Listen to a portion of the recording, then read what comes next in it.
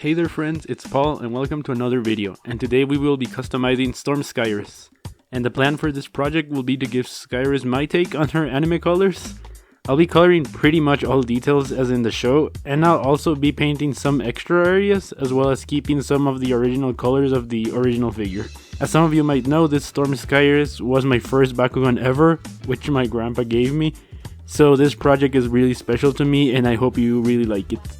For the colors, I initially planned on using this metallic green Gundam marker, but afterwards went with some green acrylic paint I had, and a bit of a fail with this color later in the video. Then I used the normal yellow and red Gundam markers.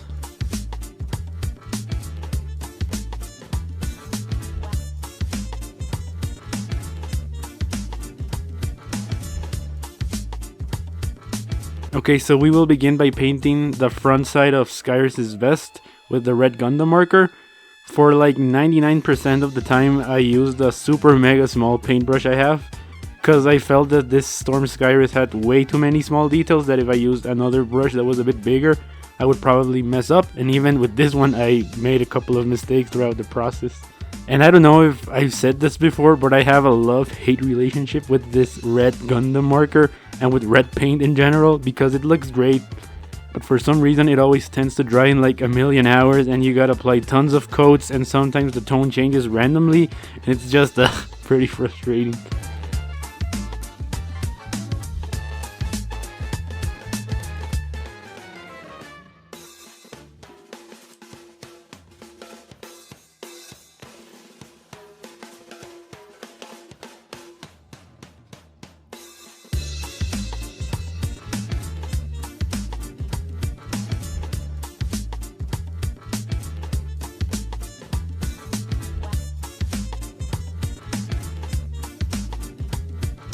Next we went on to paint the back side of Skyress's vest, and here the situation was a bit tricky because you had to be really careful not to get paint onto the wings or the back of the neck, because if you did it was going to be a total pain to remove the paint since all the sections of this Bakugan are so close together.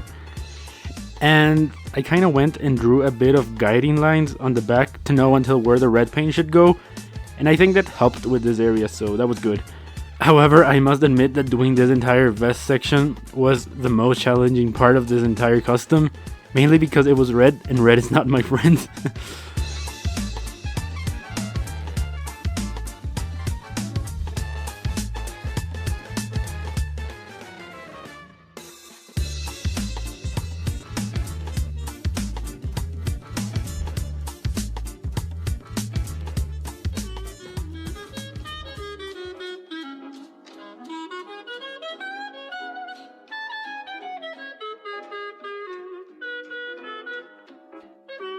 After letting the paint dry for about half an hour, we went on to paint Skyress's tail, again with the lovely red paint, but this time around I gotta admit that painting this area was very satisfying to paint because of all the mini details it had, and it was really cool.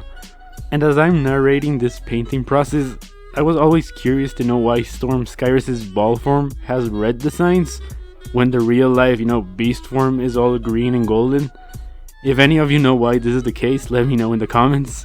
And also, now that I'm thinking about this, it could be a cool idea to do another custom Storm Skyress with only green and golden details so that she looks more like her beast form. So let me know if you'd like to see that as well.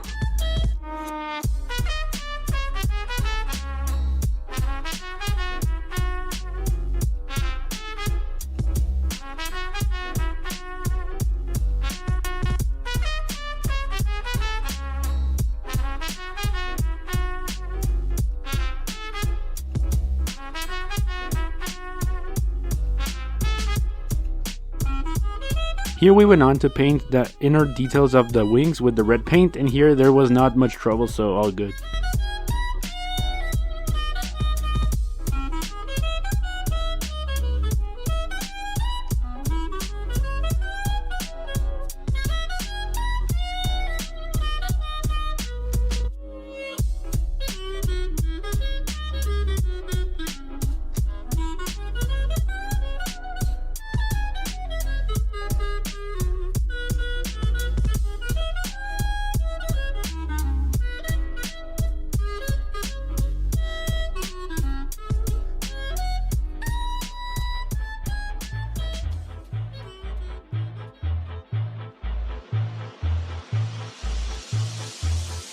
Okay, so for some reason my phone didn't want to record the part where I added some extra red details to the wings, so thank you phone for that. But yeah, here I just added some additional red details to the wings that are not in the actual anime color of Skyress. Thought it would be a cool idea to have them, so I went through with it.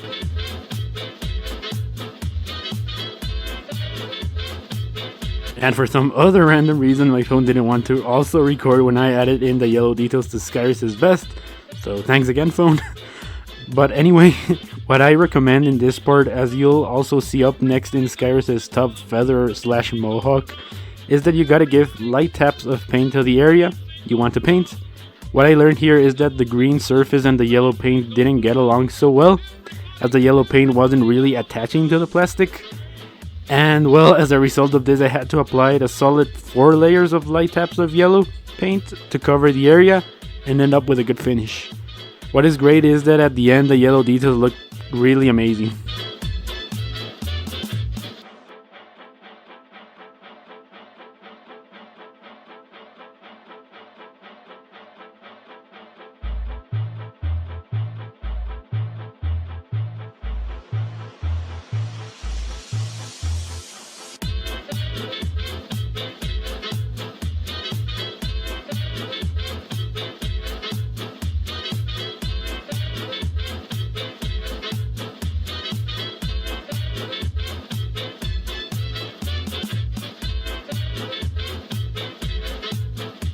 Now, almost finalizing this project, we painted Skyress' feet and beak with some green paint.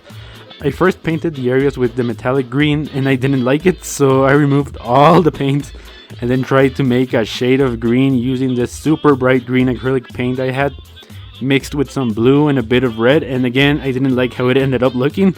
So when all hope was almost lost, I realized that I had a hidden can of the perfect shade of green all the way at the back in my paint box.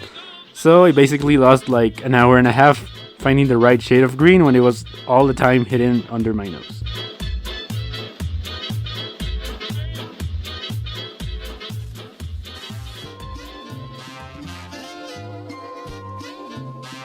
Oh, and here I just decided to paint the back green details on the wings with the same green paint I found, and also painted the neck with the red paint of the Gundam marker.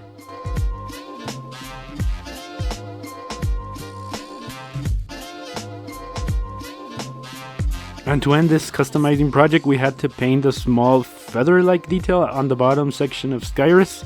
Once again here, the best technique to apply was to give light taps of paint, and it took around 3 different coats of paint to cover the area to give it a good finish.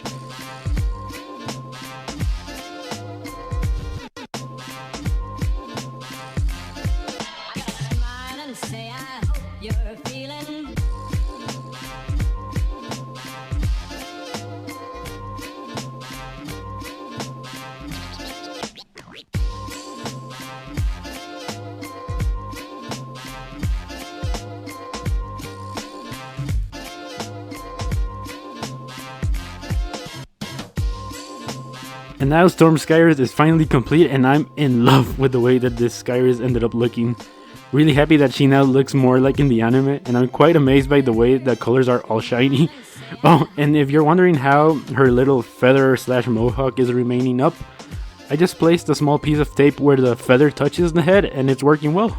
So yeah, my friends, this has been the customizing tutorial for Storm Skyress. I hope that you enjoyed this video, and if you did, don't forget to drop a like. If you haven't subscribed to the channel, don't forget to do so, as I'm posting videos on Mondays and Fridays. Thank you for all the support, and yep, it's been Paul, and I'll see you in the next video.